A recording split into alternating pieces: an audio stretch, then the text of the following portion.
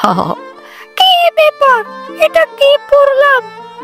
ভুগলির nomination, একে বলে পাগলামি না রাজনীতি বুঝতেই পারছি না। এটা কি ভুগলু? সত্যি বলো, ভুগলু নমিনেশন রাজনীতি কি এইদিকেও চলে এসেছে? রাজনীতিবিদদের ভোট নেওয়ার নতুন পদ্ধতি। আরে এক মুহূর্তে আমি মনে করি এটা শুধুমাত্র ভুগলুর নমিনেশন, আর এর মজাটা বা চমৎকার রাজনীতির ট্রেন্ডিং।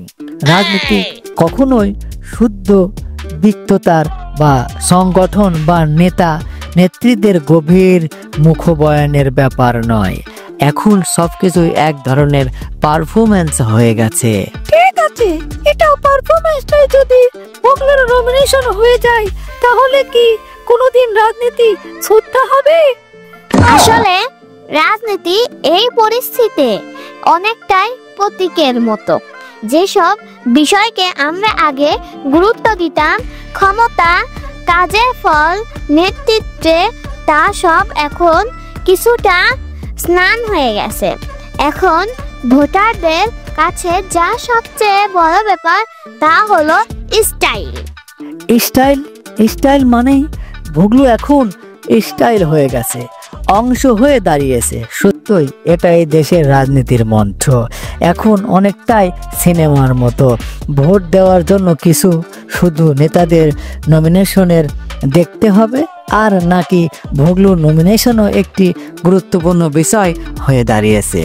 অথবা নির্বাচন কমিশন বল, আমি যদি ভুগলুর নমিনেশন পাস না করতে পারেন, আপনার ভোট যোগ্যতাই থাকবে না। এটা একদম ঠিক। ভুগলু নমিনেশন হয়তো একটা ট্রেন্ড বা হাস্যরসের বিষয় হতে পারে, কিন্তু আসলে প্রশ্ন হলো রাজনীতি এখন কোথায় যাচ্ছে? আমরা কি ভোটারদের সত্যিকারের চিন্তা, তাদের দাবি, তাদের প্রয়োজনের দিকে মনোযোগ দিচ্ছি, নাকি শুধু তাদের সাময়িক হালকা বিনোদন দিয়ে বিভ্রান্ত করছি? আচ্ছা, এক্ষেত্রে তো রাজনীতি সত্যি একটা পারফরমেন্স হয়ে উঠেছে।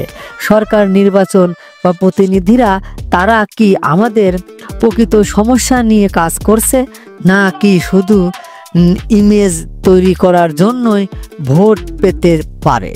যদি ভুগলু এবং নমিনেশনের আমাদের রাজনীতির আসল মুখ হয়ে দাঁড়ায়, তখন আমরা কি আমাদের আসল দায়িত্ব ভুলে যাব? ঠিক বলতো সোহেল। আর একটি নমিনেশন তো আসলে কেবল একটি ধরনের প্রতীক, যদিও এটা হাস্যকর বা শোনায়, আসলে এটা আমাদের সমাজের একটি বৃহত্তর প্রতিবন্ধকতা।